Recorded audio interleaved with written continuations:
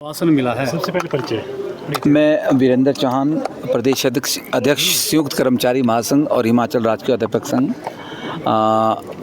पिछले कल एक डेलीगेशन माननीय मुख्यमंत्री से मिला, जिसमें जो बजट में घोषणा की गई थी, सबसे पहले तो डीए को लेके उसमें एक बड़ा कन्फ्यूजन कर्मचारियों में था, जिसमें 3% की घोषणा की बात कही गई है। उसको लेके हमने कल लिखित में ज्ञापन दिया संयुक्त कर्मचारी महासंघ की तरफ से, जिसमें हमने माननीय मुख्यमंत्री से ये जानने की कोशिश की कि 3% जो डीए की अदायगी की बात आप कर रहे हैं, किस पीरियड की है। तो उसमें हमने स्पष्ट तौर पे माननीय मुख्यमंत्री को कहा है कि 3% डीए का कोई भी औचित्य नहीं बनता है। हिमाचल प्रदेश में कर्मचारियों का 11% डीए जो है बकाया है, जिसमें जुलाई 23 का जो है वो 4% है, उसके बाद जनवरी 24 का 4% है, उसके बाद जाके जुलाई 24 का जो है वो 3% आता है।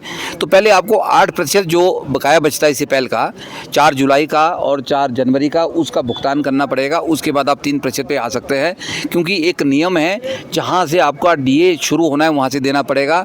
तो हमने इस बात को कन्विंस करने की कोशिश की कि आपको 3 की जगह ये 4% डीए तो है जुलाई 2023 का, इसको करेक्ट करने की आवश्यकता है। और विद एरियर, पिछला एरियर भी कर्मचारियों का 2 डीए का नहीं दिया गया है। हमने उसमें ये भी मांग की है कि डीए भी कर्मचारियों को के साथ साथ डीए के साथ एरियर भी दिया जाए। तो एक तो ये बात बड़ी प्रमुखता से हमने उठाई है। और इसमें मैं बड़ा कहना चाहता हूँ कि बड़े कुछ संगठन हमारे जो कर्मचारियों के बड़े नेता बनते हैं, उन्होंने बजट के ऊपर बड़ी बड़ी मुख्यमंत्री का आभार व्यक्त किया, बड़ी बड़ी खबरें आई, धन्यवाद किया। लेकिन उन्होंने डीए का भी धन्यवाद किया कि माननीय मुख्यमंत्री ने कर्मचारियों को 3% डीए दे दिया है, बहुत बड़ी बात है, हम आभार व्यक्त करते हैं।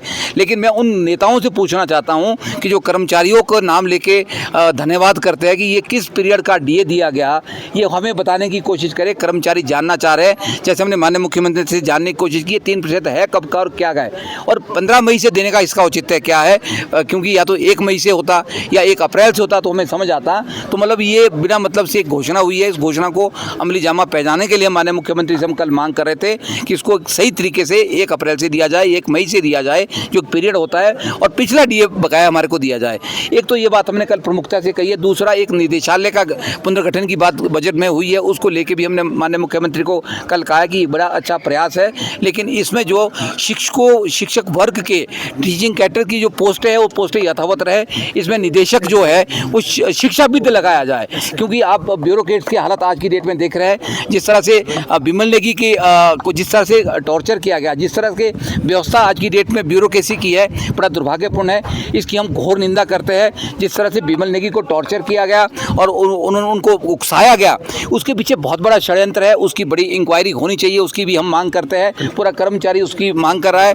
उसी तरह जिस तरह से एक के ऊपर उसमें क्या कहते हैं, उनको चार्जशीट किया गया, सस्पेंशन हुई, तो उसमें बड़े अधिकारी जो है उनके खिलाफ कोई कार्रवाई नहीं हुई, उनको छुट्टी पे भेज दिया गया।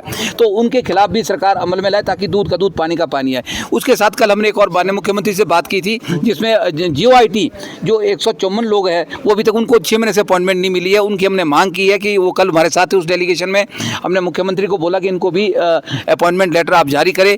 उसी तरह शिक्षा विभाग में जो हमारे लेक्चर्स कैडर के वर्ग है, वो उनकी सिलेक्शन कमीशन से हुई है, उनको भी 4-6 महीने से अभी तक उनकी अपॉइंटमेंट नहीं हो पा रही है। तो इन सब चीज़ों के ऊपर आगे बढ़ने की आवश्यकता है, वैकेंसियों को भरने की आवश्यकता है।